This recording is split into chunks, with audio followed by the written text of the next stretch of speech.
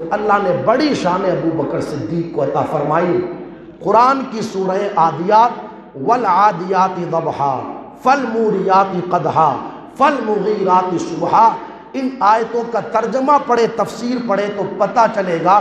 ان آیتوں کے اندر پروردگار عالم نے صحابی کی نہیں، جس گھوڑے پر صحابی سوار ہوا اس گھوڑے کی نہیں، اس گھوڑے کے پاؤں کی نہیں، بلکہ اس گھوڑے کے پاؤں کے اندر جو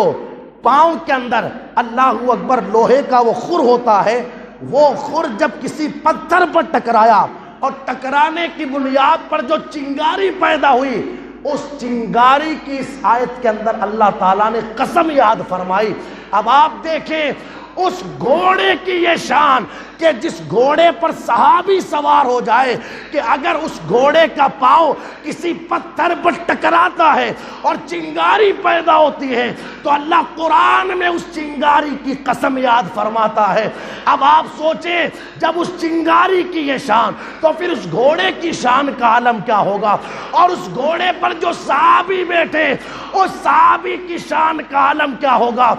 یہ تو صحابی کا مقام، مگر آپ مجھے بتائیں اس ابو بکر کی شان کا عالم کیا ہوگا جس ابو بکر نے ہجرت کی رات نبی کو اپنے کاندھے پر سوار کیا۔ آپ سمجھے ہی نہیں بات، اتنا بڑا جملہ اتنا ہلکے میں آپ نے لے لیا۔ آپ سوچے صحابی جس گھوڑے پر بیٹھ جائے اس گھوڑے کو یہ مرتبہ ملے کہ پاؤں کے ٹکرانے سے جو چنگاری پیدا ہو، اس کی قسم اللہ قرآن میں یاد فرمائے،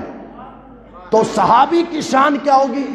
ہجرت کی رات صدیق اکبر ہے، صدیق اکبر جنہوں نے صحابی کو نہیں، صرف نبی کو نہیں، نبیوں کے امام کو اپنے کاندھے پر سوار کیا ہے،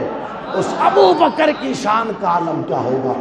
یہ عظمت اللہ نے ابو بکر کو عطا فرمائی۔